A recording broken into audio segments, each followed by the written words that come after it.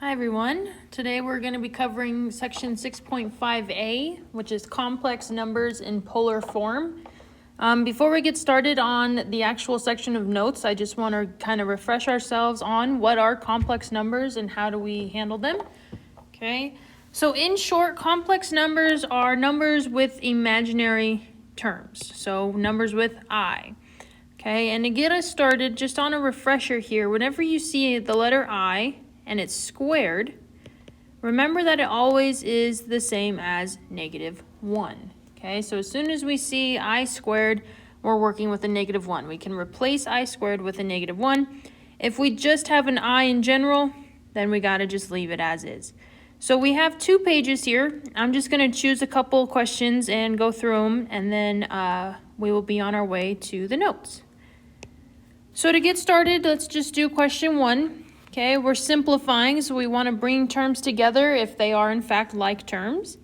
We have 2 sets of parentheses separated by a plus sign, so what I'm going to do is first identify that that plus sign is not going to change my parentheses in any way, so it's still going to be a 4 minus 5i. And then I'm going to go in and say, well, 4 and 3 are like terms, so I can combine those. And at the same time, 2i and -5i can get combined together as well. So 3 and 4 gives me a 7. Plus 2i minus 5i gives me a -3i. And all you are doing is just simplifying. So there's no I squareds on that problem, nothing to work with there, and we can continue.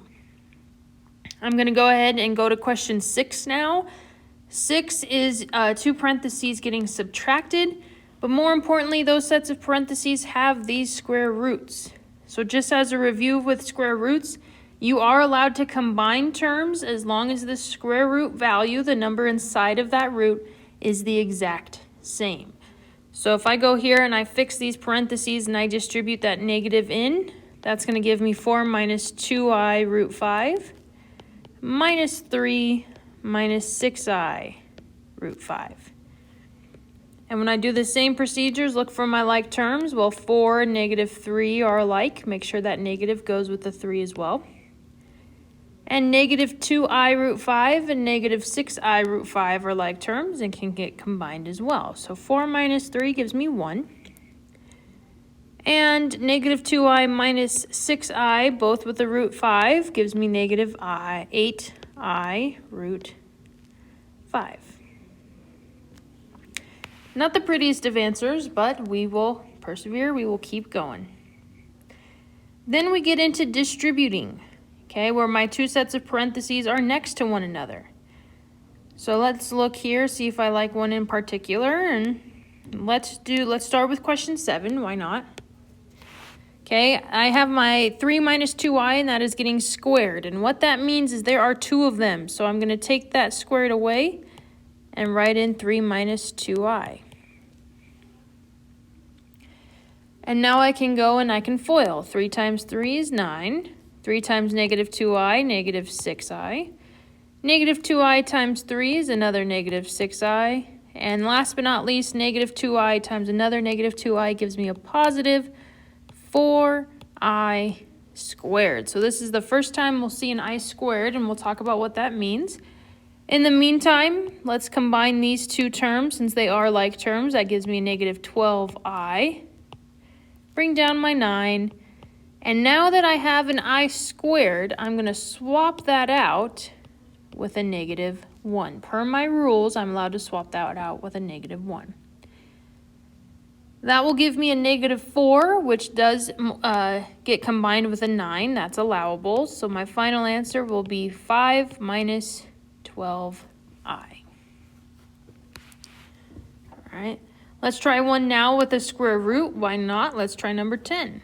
Same idea. 5 plus 2i root 2 is getting squared, so I'm going to take out that squared and write it 2 times. Go in and distribute. 5 times 5 is 25. 5 times 2i root 2. You're only multiplying the numbers outside. The root 2 will stay. So that gives me 10i root 2. Then foiling the insides here, it gives me another 10i root 2. And when I go to FOIL the last term, 2i times 2i, let's take care of that first. That's going to give me 4i squared. And then a root 2 times a root 2 will give me the square root of 4. Let's leave it as square root of 4 for now.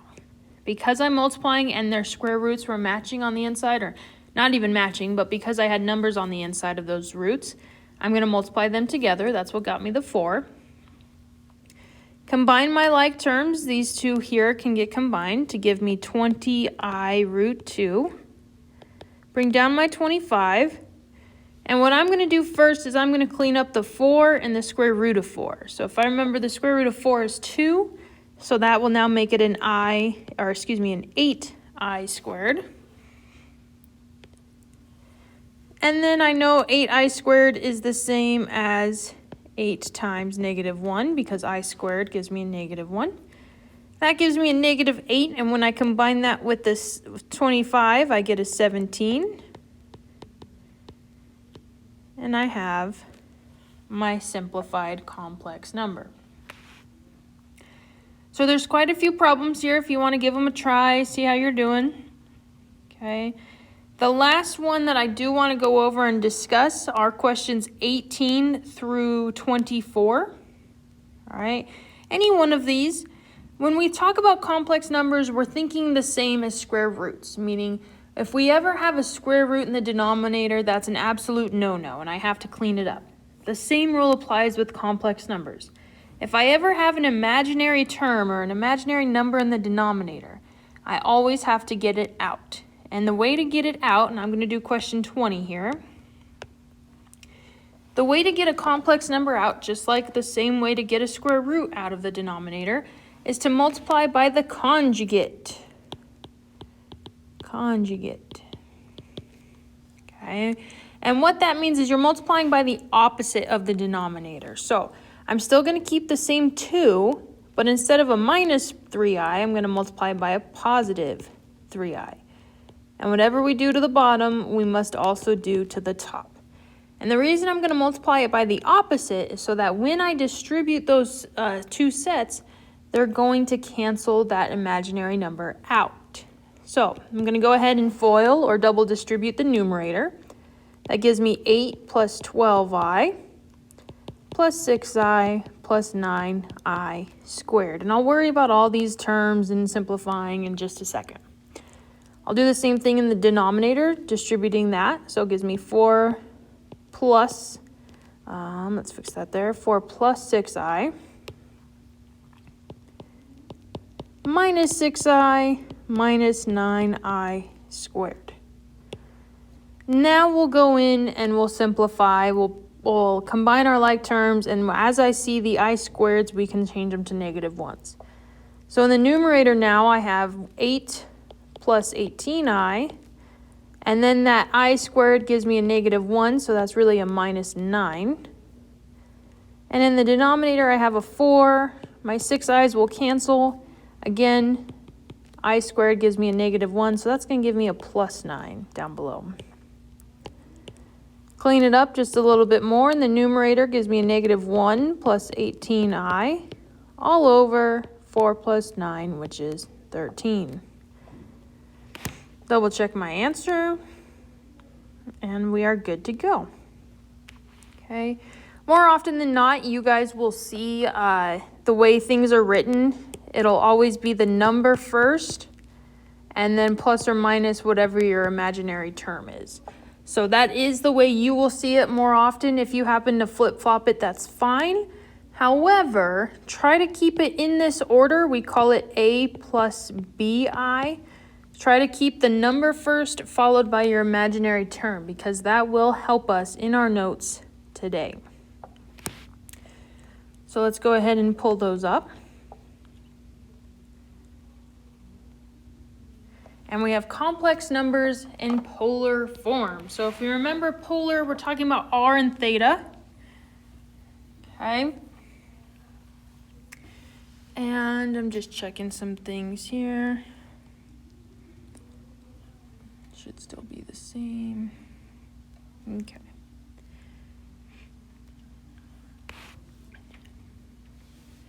All right, so we have rectangular coordinates like x and y, which we've discussed already this unit, and polar coordinates, which are r and theta, followed by your imaginary plane, which is going to be a plus bi, just like your complex numbers. Number first, followed by your imaginary term. And then we have your polar imaginary plane. Again, polar introduces your r's and thetas, so of course we're going to have r's and thetas. But since we're also talking about imaginary, we're going to have an I as well.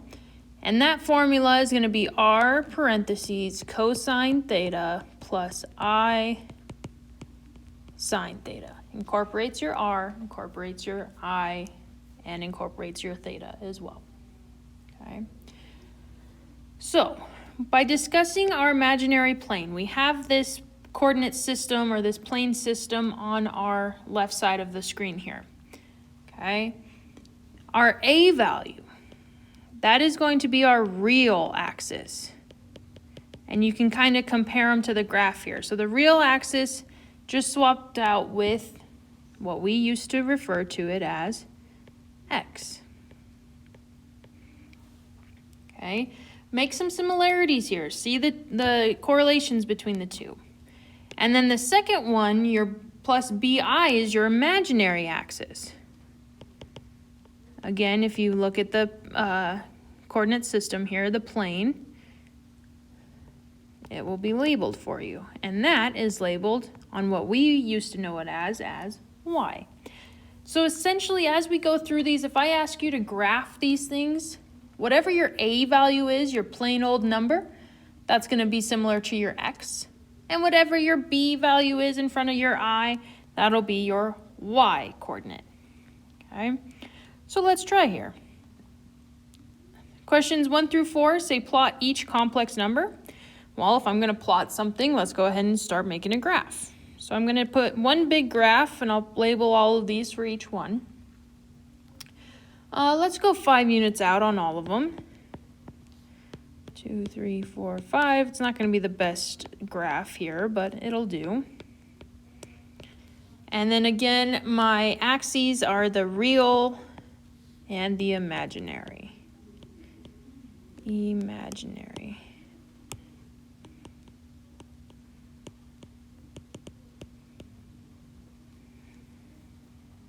Okay.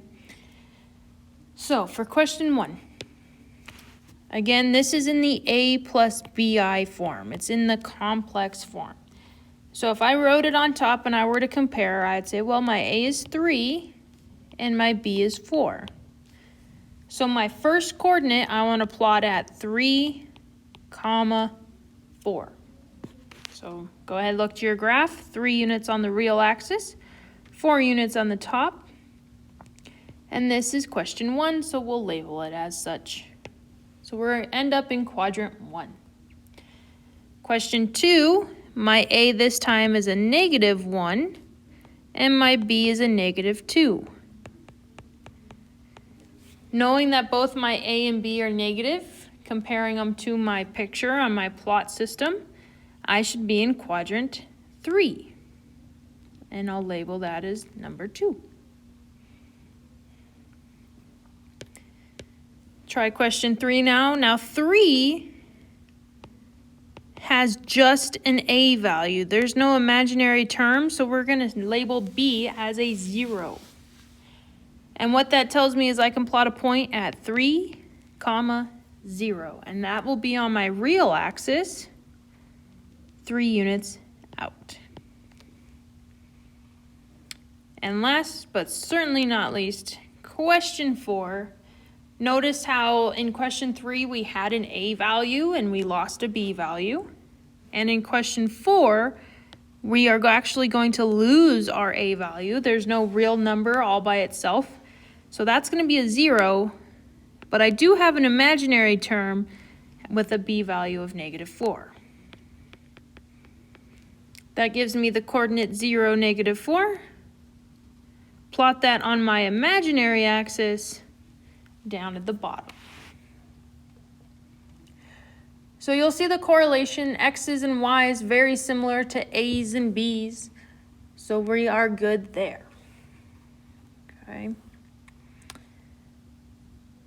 For page 2, we now have the absolute value of a complex number. And what I want you to pay close attention to is that absolute value. If I go back to this graph here, that absolute value, or just Z in general, is talking about the length here.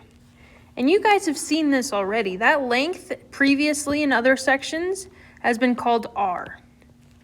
But when we talk about complex numbers, we now have to refer to it as a different letter because we're talking about A's and BI's, okay? Imaginary complex numbers.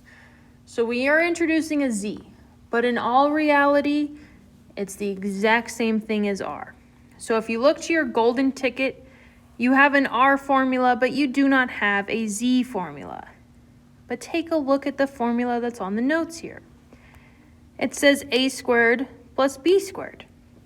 And of course, if it's the absolute value, then we always want the positive version of it, okay? Well, remember the R formula that said R is the square root of X squared plus Y squared? Okay, they go hand in hand. Remember, your A resembled your x-axis, so it's the same thing as your x. And your B resembles the y-axis, so it's very similar to your y. So why I'm pointing this out is because it's not on your golden ticket. This formula here is not on the golden ticket. But in a way, it really is, if you can see that it relates very, very similar to R. Okay, the only thing that's different, well, and it's still really technically the same, is you always want the positive answer because we're taking the absolute value of the complex number. All right, so let's go ahead and start working out the numbers. Okay, in order to get started on these questions, I first need to know what my A is and what my B is. And you're only concerned about the number. Don't focus on the I, just focus on the number. So in question 1, my A is 3, while my B is 4. When I use my formula, again, taken from my notes, but we can also technically get it from the golden ticket, I have the absolute value of Z equals the square root of A squared plus B squared. Now let's go in and plug the values that I now know based off the fact that my A is 3 and my B is 4. Work out the numbers. That gives me the square root of 9 plus 16, which is the square root of 25, and the square root of 25 is just 5. So if I were to find the absolute value of this complex number, you would tell me it was 5. Not -5, just 5. So go ahead and try question 2. This time your A and your B are going to be negative, but that won't change the formula. This time I'm going to have the absolute value of Z equals the square root of -1 squared plus -2 squared. And if you're someone that likes the calculator, that's fine, but make sure on those negative numbers you're putting parentheses because your calculator does not know any better. And to finalize our answer, we will have the square root of 5. Okay, you are allowed to have square roots of answers, just not negatives. All right. So you see the similarities between how A and X are very similar, B and Y are also very similar. Okay, if I were to graph them, A would resemble my x-axis, B would resemble my y-axis. So we have the relationships between rectangular form of a complex number and polar form of a complex number. These are listed on your golden ticket, so take a minute to find them on your formula sheet. Okay. If I were to ask you to find A, Again, it's the same as your x, so you would get to use that same r cosine theta. If I asked to find your b, it's the same as your y, so you would get to use your r sine theta. And if I asked to find your r, in terms of complex numbers, your r formula would be r squared equals a squared plus b squared. Again, using it in terms of a's and b's because we're in complex form. And that would then tell me that r is the square root of a squared plus b squared. And again, if you pay close attention to the formulas, this is the same formula as your absolute value of z, which is on the golden ticket. So you have that formula listed for you, which is nice. Then we have theta, and it's the same type of formula, except instead of x and y, our formula will be b over a. Okay, and as a reminder, we're always going to plot theta first. And as a second reminder, all theta values must be between the intervals 0 to 2 pi. So they have to exist on the unit circle. Don't choose other angles that are not on the unit circle. It's just going to make everything worse. Okay? So when necessary, when you're finding thetas, look to the unit circle to help you. So let's go ahead and practice. Okay? So the first one says write each complex number in rectangular form. So if I'm asking you to write it in rectangular, then that must mean I just gave it to you in polar, which means I just gave you an r and I just gave you a theta. All right. And all we need to do is we need to know the unit circle. That's coming back time and time again, every single second of every single note. Okay, so go ahead and take out your unit circle if we need it. To get started, on the inside of these parentheses, we'll leave the 2 for now. But on the inside of these parentheses, I know specific values of cosine and sine at 60 degrees. So we look to our unit circle and we find them. Cosine at 60 degrees is 1/2. I'm going to leave the I, because of course we want our final answer to be complex. We want an imaginary. But sine at 60 is going to be root 3 over 2. Then all I need to do is take this 2 and distribute that in. So that's going to give me 1 plus I root 3. My 2's will cancel. And we have our final answer. If I were to ask you specifically what is letter A, what is letter B, you would tell me A was 1, and B, of course, not with the I, you're going to tell me is just root 3. If you put a 1 in front, that's fine as well. Okay, so pull from the unit circle and then distribute that R value. So let's go ahead and try this one. R is 4, and then I have cosine and sine at 11 pi over 6. So if I look to my unit circle at 11 pi over 6, we should be in quadrant 4, which means my cosine should be positive root 3 over 2, plus, leave my I out for a second, and sine is a negative 1/2. Now remember, we're multiplying this out, so if I took that 4 and distributed that in, that's going to give me a positive 2 root 3 when those 2's cancel. And then on my I term, I have 4 times a negative 1/2 I, which gives me negative 2I. And that will be my final answer.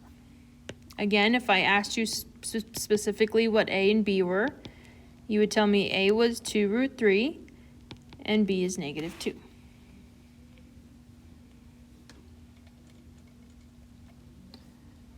And last but not least, what if I gave you rectangular form?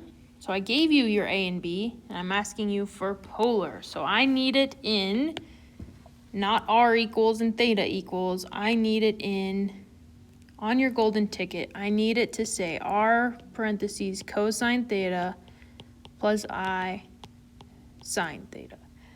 That is how I want your final answer written, and you're going to replace r and theta with whatever two values you just found. Okay. So I'm using my formula sheet. The first formula I'm going to use is r equals the square root of a squared plus b squared. And the other one is tangent theta equals b over a. Before I can use those formulas, let me identify what my a and b are first. A is the real number, so the number all by itself with no I, so a -2. And b is the imaginary number with also another -2. Now I can fill in my formula, -2 squared plus another -2 squared. That's going to give me 4 plus 4, which is the square root of 8. We can simplify that, pull out any pairs of numbers that I have. I have a pair of 2's, so my r is going to be 2 root 2. Okay, so I have that part locked in for my answer. Now I'm going to find my theta. So I'm looking at what is tangent theta, -2 over -2. So where is tangent theta? Oops, not -1, but +1. And if we remember from our last set of notes, we have to remember what quadrant we're looking in. So before I do that, tangent is 1 in both quadrants 1 and 3. So that's going to be at pi over 4, followed by 5 pi over 4. The question is which one? Okay, and if I were to graph these two things, given that they're both negative, that would tell me that I would be in quadrant 3, which would make me want to choose 5 pi over 4 as my theta. Now we know what theta has to be, and I know what r is, so I'm just going to go to my polar form for complex numbers, and I'm going to replace my r with 2 root 2 and my theta with 5 pi over 4. And you have polar form.